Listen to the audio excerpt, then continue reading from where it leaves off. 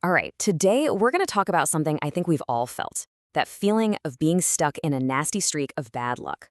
But what if it's not really luck at all? We're going to dig into some powerful ideas from Coach Bank Superit, who lays out this really cool three-step method to take back control.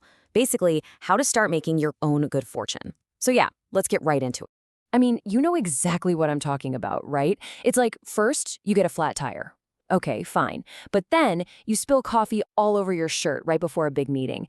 And to top it all off, you can't find your keys. It seriously feels like the universe is just conspiring against you, you know? Like one bad thing just triggers the next. But is that really what's happening?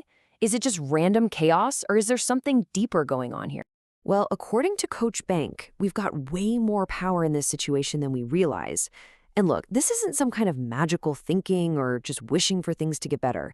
He's got a really clear, super practical plan to basically change how you see reality. It's all about shifting from being a passenger, just along for the ride, to actually grabbing the steering wheel of your own life. Let's break down exactly how he says to do it. Okay, so step one, and honestly, this is the big one. It's the foundation for everything else. It's all about a total mindset shift. He calls it the mirror principle. And this is the part where we stop pointing fingers at the world for our problems and instead start looking right in the mirror. So here's the core idea of the law of the mirror. It's pretty profound. It basically says that your outer world, everything happening around you, the people you meet, the situations you're in, it isn't random. It's a direct reflection of your inner world, your thoughts, your feelings, your deep-seated beliefs. Put it this way, your brain is always filtering reality to match what you feel inside. So if you're walking around feeling unlucky, your brain will literally go searching for evidence to prove that feeling right. It's a powerful feedback loop. And you can really see the difference when you put these two mindsets side by side. On one hand, you've got that old, passive victim mindset, where it just feels like life is happening to you and you're powerless. But then you've got the mirror mindset, and wow, that flips the script completely. You become an active creator. You stop thinking things are happening to you and start realizing that on some level, you're attracting them. It's a huge, huge shift in personal power. And you know what? This idea really explains why bad luck feels like it comes in streaks, doesn't it? If your inner state is constantly tuned to, say, frustration or a feeling of not enough, you're just going to keep attracting situations that make you feel that way. It's why people get stuck in these repeating patterns, like always being in debt or ending up in the same kind of bad relationship over and over. If you want to change the pattern out there, you've got to change the signal you're sending from in here.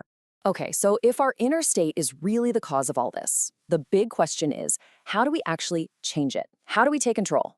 Well, that brings us right to step two. This is where we move from just understanding the idea to putting it into practice every single day. It's all about being proactive instead of just reacting to whatever the day throws at you. And Coach Bank has this amazing analogy for this that I just love. He says, if you're going to fire a rocket, you have to set the target first. Think about that. Your day is like that rocket. If you just launch it with no coordinates, who knows where it's going to land? It'll just drift. Setting a morning intention is like programming the GPS. You're telling yourself, and yeah, maybe the universe, exactly where you want to go. And listen, this does not have to be some complicated hour-long ritual. It can be super simple, just 5 minutes in the morning. It could be prayer, a little meditation, or maybe just jotting down a few things you're grateful for. The whole point is to consciously and deliberately create a positive feeling inside yourself before your day even really starts. You're basically tuning your own frequency. By visualizing your day going well, you're setting your mind up to spot the opportunities, not just the problems. It's like you're paving the road ahead of time. All right, but let's be real. Even when you set the best intentions, stuff can still go wrong, right? Life happens. And that's where the third and final step comes in. This is your in-the-moment strategy. This is what you do when that so-called bad luck strikes and how you can actually turn it into a win.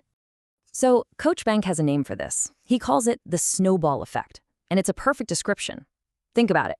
A small negative thing happens. Maybe someone cuts you off in traffic, and you get angry, you let it fester, and you think, see, it's going to be one of those days. Well, that negative feeling is like a little snowball, and as it rolls, it picks up more snow. Another negative event, and another. And before you know it, you've got this giant, destructive avalanche of a bad day. So the absolute key, the whole trick, is to stop that snowball while it's still tiny. And here's how you do it. You don't change the event. It already happened. You can't undo it. What you change is the meaning you give it. This powerful little trick is called reframing. And he gives this perfect real-life example of how this works. He was all set to buy this house he really wanted. I mean, the deal was basically done. He was on his way to put the deposit down. And then, at the very last second, another agent swooped in and sold it. Just like that. Gone. I mean, talk about a classic bad luck moment, right? Okay, so right there, that's the moment of choice. He could have totally let that snowball start rolling. He could have gotten furious, felt like a victim, complained to everyone, and just let it ruin his whole week. But he didn't. Instead, he stopped it cold and he reframed it on the spot. He told himself, you know what? I will surely find something even better than this. He didn't see it as a loss. He chose to see it as the universe redirecting him. And you can probably guess what happened next. He ended up finding a totally different house that was actually bigger and a better location, just better in every way than the one he lost. So that thing that looked like a huge setback, it wasn't bad luck at all. It was actually a crucial step that led him to an even bigger opportunity. And that right there is the incredible power of the reframe. I mean, that story just perfectly ties this whole thing together, doesn't it? It shows the entire toolkit in action. It's a really simple, but man, it's an incredibly powerful way to start changing your reality from the inside. So let's just do a quick recap of the 3 key steps. Okay, so number 1, acknowledge the mirror. You've got to accept that your inner world is creating your outer world. Number 2, set your daily target. You start every single morning by proactively setting a positive intention for your day. And number 3, reframe setbacks. When things go wrong, and they will, you stop that negative snowball by seeing it as a detour to something even better. Look, this isn't just some nice idea to think about. It's a practice. It's something you do. The whole point is that you don't have to be a passenger anymore, just getting tossed around by what feels like good or bad luck. You actually have the tools to get in the driver's seat. So the only real question left is, what are you going to do today to start creating your own good fortune?